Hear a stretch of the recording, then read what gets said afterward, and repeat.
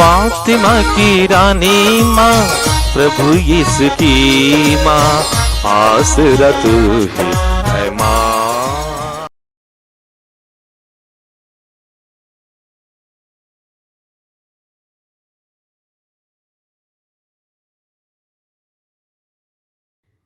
पहला पाठ तिमोथी के नाम संत पौलुस का पहला पत्र, अध्याय 3, पद संख्याएं 1 से 13 तक। यह कथन बिल्कुल सच है कि यदि कोई अध्यक्ष बनना चाहता है तो वह एक अच्छी बात की कामना करता है। धर्माध्यक्ष को चाहिए कि वह अनिंद्य हो, उसने केवल एक बार विवाह किया हो, वह संयमी, समझदार, भद्र, अतिथि प्रेमी और कुशल शिक्षक हो। वह मद्यसेवी या क्रोधी नहीं, बल्कि सहनशील हो। वह झगड़ालू या लोभी ना हो। वह अपने घर-बार का अच्छा प्रबंध करे और गंभीरता पूर्वक अपने बच्चों को अनुशासन में रखे। यदि कोई अपने घर-बार का प्रबंध नहीं कर सकता तो वह ईश्वर की कलीसिया की देखभाल कैसे करेगा? वह नवदीक्षित न हो, जिससे वह घमंडी न बने और इस प्रकार शैतान की तरह दंडित न हो जाए। यह भी आवश्यक है कि वह गैर ईसाइयों के नेकनाम हो। कहीं ऐसा ना हो कि वह चर्चा का विषय बने और शैतान के फंदे में पड़ जाए। इसी तरह उपयाजक गंभीर तथा निष्कपट हो। वे ना तो मद्यसेवी हो और ना लोभी।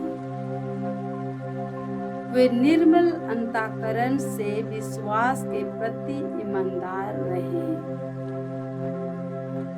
पहले उनकी भी परीक्षा ली जाए और अनिंद्य प्रमाणित हो जाए, और अनिंद्य प्रमाणित हो जाने के बाद ही वे उपयाजकों का कार्य करें। उनकी पत्नियां चुगलखोर नहीं, बल्कि गंभीर, संयमी और सब बातों में विश्वसनीय हो। उपयाजक लोग ऐसे हो जिन्होंने केवल एक बार विवाह किया हो और जो अपने बच्चों तथा घर-बार का अच्छा प्रबंध करता हो। जो उपयाजक अपना सेवा कार्य अच्छी तरह पूरा करते हैं, वे प्रतिष्ठा प्राप्त करते हैं और यीशु मसीह के विश्वास के विषय में प्रकट रूप से बोलने के अधिकारी हैं। प्रभु की वाणी। ईश्वर को धन्यवाद। वचन अनुवाद किया। मैं सारे हृदय से अपने घर में सदाचरण करने का प्रयत्न करूंगा। मैं सदा से अपने घर में सदाचरण करने का प्रयत्न करूंगा। मैं दया और न्याय का गीत गाऊंगा। हे प्रभु, मैं तेरे आदर में भजन सुनाऊंगा। मैंने सन्मार्ग पर चलने को ठाना है। तू कब मेरे पास आएगा? अनुवाक्य। मैं सारे हृदय से अपने घर में सदाचरण करने का प्रयत्न करूंगा। सारे हृदय से अपने घर में सदाचरण करने का प्रयत्न करूंगा। मैं सारे हृदय से अपने घर में सदाचरण करने का प्रयत्न करूंगा। मैं अपने आंखों के सामने कोई भी बुराई सहन नहीं करूंगा। अनुवाक्या, मैं सारे हृदय से अपने घर में सदाचरण करने का प्रयत्न करूंगा। मैं सारे हृदय से अपने घर में सदाचरण करने का प्रयत्न करूंगा। जो छिपकर अपने पड़ोसी की निंदा करता है, मैं उससे चुप रहने के लिए विवश करूंगा। जो इठलाता है और घमंड करता है, मैं उससे अपने यहाँ नहीं रहने दूंगा। अनुवाक्या, मैं सारे हृदय से अपने घर में सदाचरण करने का प्रयत्न करूंगा। मैं सारे हृदय से अपने घर में सदाचरण करने का प्रयत्न करूंगा। मेरी दृष्टि देश के प्रभु भक्तों पर है, वे मेरे यहाँ रह जाएं। जो सन्मार्ग पर चलता है, वही मेरा सेवक हो सकता है। अनुवाक्या, मैं सारे हृदय से अपने घर में सदाचरण करने का प्रयत्न करूंगा। मैं सारे हृदय से अपने घर में सदाचरण करने का प्रयत्न करूंगा। जय घोष। हालेलुया। हमारे बीच महान नबी उत्पन्न हुए हैं और ईश्वर ने अपनी प्रजा की सुधि ली है। हालेलुया। प्रभु आप लोगों के साथ हो और आपकी आत्मा के साथ। संत लूकस के अनुसार प्रभु यीशु ख्रिस्त का पवित्र सुसमाचार। हे प्रभु तेरी महिमा हो।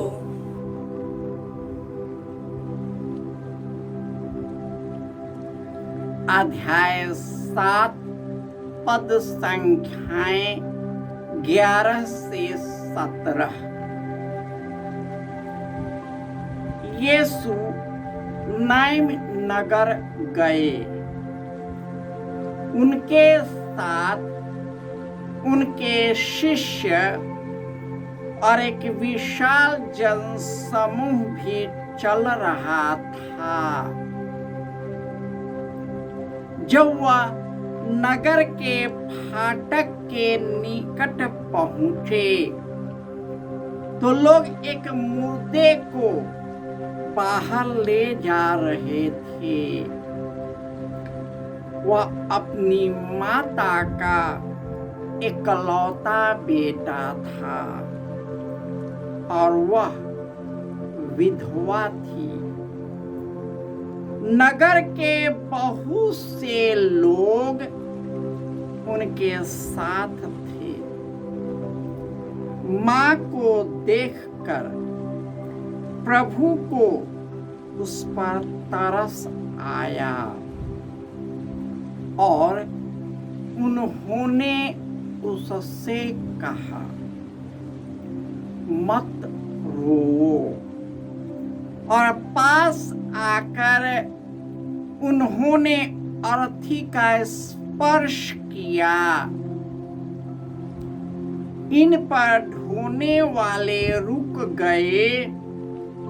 यीशु ने कहा, ए युवक, मैं तुमसे कहता हूँ, उठो। मुर्दा उठ बैठा और बोलने लगा। उसे यीशु ने उसकी माँ को सौंप दिया। सब लोग विस्मित हो गए और यह कहते हुए हुए ईश्वर की महिमा करने लगे। हमारे बीच महान नबी उत्पन्न हुए हैं और ईश्वर ने अपनी प्रजा की सुध ली है। यीशु के विषय में यह बात सारी यहूदिया और आसपास के समस्त प्रदेश में फैल गई। यह प्रभु का सुसमाचार है। हे क्रिस्त तेरी स्तुति हो। ख्रिस्त में प्यारे भाइयों और बहनों, ईश्वर ने हमें बनाया है। हम उसी के हैं। हम उसकी प्रजा, उसके चरागाह के भेड़े हैं। और ईश्वर मनुष्य को इतना प्यार किया है कि उन्होंने अपने पुत्र को इस संसार में भेजा, जिन्होंने अपने वचनों के द्वारा, अपने चिन्ह और चमत्कारों के द्वारा, चंगाई के द्वारा, जो मानसिक रूप से दबे हुए थे, लोगों के दुष्टा में फंसे हुए थे, उनको उनमें से छुड़ाया, उनके सभी पापों को क्षमा किया। उन्होंने जो पवित्र आत्मा देने की वादा किया था, उसे पेंतेकोस्त के दिन पूरा किया। और इस प्रकार उन्होंने पिता के गहरे प्रेम का एहसास कराया और इस प्रकार उन्होंने पिता ईश्वर की ओर हमें उन्मुख कराया है। आज के पहले पाठ में संत पौलुस तिमथी वासियों को संदेश देना चाहते हैं कि जो धर्माध्यक्ष है, जो याजक हो, उपयाजक हो, जिन्हें जिम्मेदारी सौंपी गई है, वह पवित्र बने, निष्कलंक बने, अनित्य बने, संयमी बने, समझदार बने, भद्र और अतिथि प्रेमी बने, कुशल शिक्षक बने, क्रोधी और मद्यपान के सेवक न हो, वह लोभी और छल कपट में न रहता हो। और ऐसे लोग जो पवित्र होकर जीवन जीते हैं, उनके द्वारा ईश्वर भी महान कार्य करता है। प्रभु यीशु एक ऐसे याजक है, प्रधान याजक हैं, जो पवित्र है, निष्कलंक है, उसमें कोई छल कपट नहीं है। यही कारण है कि जब वे नाइन के विधवा के पुत्र को, जो मर चुका था, लोग चारपाई पर लेकर के दफन क्रिया करने जा रहे थे, तो यीशु को उस पर तरस आया और उन्होंने उसे जीवित किया। हम सबों को जिंदगी दी गई है ताकि हम अपने जीवन के द्वारा एक दूसरे में जीवन फूंक दें। हम में से कई लोग हर एक लोग एक व्यक्ति या दूसरे के प्रति जिम्मेदार है। बड़ा भाई छोटे भाई के प्रति, माता पिता अपने बच्चों के प्रति, बड़े और बुजुर्ग लोग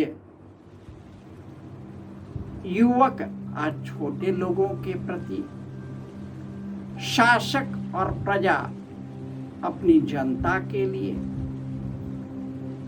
और जो धर्म के याजक हैं अपने लोगों के प्रति। यदि हमारा आचरण और व्यवहार हमारे जिंदगी ही भटका हुआ है, तो हम कैसे लोगों को ईश्वर के मार्ग पर ले जा सकते हैं? यदि हमारी जिंदगी ही टूटी हुई हो, बिखरी हुई हो, कई प्रकार के कुकर्मों में फंसा हुआ हो, लालच, स्वार्थ, घमंड, अहंकार, अधिकार के प्रति हमारी आसक्तता, यह तो जिंदगी को नष्ट करता है। यह हमारी ही जिंदगी नहीं, लेकिन हमसे जुड़े हुए लाखों लोगों की जिंदगी नष्ट करता है। यदि राजा ही भड़क गया हो, उसकी जिंदगी ही भड़क गई हो, तो उसकी प्रजा तो भड़क ही जाएगी। एक अंधा राजा कैसे अपनी प्रजा को राह दिखा सकता है? अतः ईश्वर ने यीशु के द्वारा जो हम लोगों को सेवक चुना है, ताकि हम उन्हीं के जैसे पवित्र बने, निष्कलंक बने, अपने आप से ऊपर उठ सके और अपने जिंदगी को एक दूसरे के लिए अर्पित कर सके। जिस प्रकार जॉन मरिया वियानी ने अपने लोगों को रास्ते पर लाने के लिए, ईश्वर के मार्ग पर लाने के लिए सबसे पहले उन्होंने अपने आप को पवित्र किया। उन्होंने निरंतर प्रार्थना करता रहा, ईश्वर की आशीष और कृपा में बढ़ता रहा। यही कारण है कि अपने पवित्र जीवन के द्वारा कई आत्माओं को पवित्र किया है।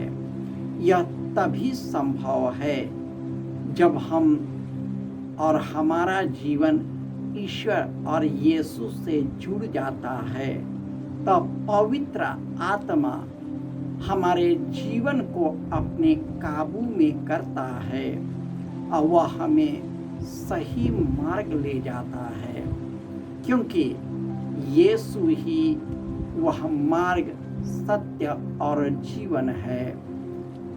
उनसे गए बिना कोई पिता के पास नहीं जा सकता।